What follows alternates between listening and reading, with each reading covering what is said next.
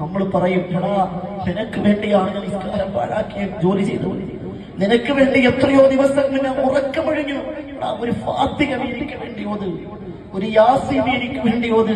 അല്ലാഹു ആണ്, എനിക്കിവിടെ വല്ലാത്ത സങ്കടാണ്, എനിക്ക് വല്ലാത്ത വേദനയാണ്, അതുകൊണ്ട് പൊന്നു മോനെ എനിക്ക് വേണ്ടി ഒരു ഫാത്തിഹയെങ്കിലും ഓതിത്താടാ എന്ന വാപ്പമാര് മക്കളുടെ കാല് പിടിക്കുമെന്ന് നബിയുനാ മുഹമ്മദ് റസൂലുള്ളാഹി.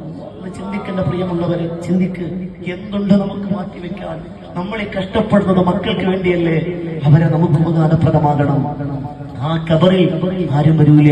കൊണ്ടുവന്ന് മിൻഹാ ഖലഖനാകും വഫീഹാ നുഈദുകും വമിൻഹാ നുഖ്രിജുകും താറതൻ ഉഖ്റാ. അല്ലാഹ് മൂന്നവരെ മണ്ണ് വാരിയിട്ട് മടങ്ങിപ്പോകുമ്പോ അല്ലാഹുവേ പടച്ചവനെ, ആ കബറിന്റെ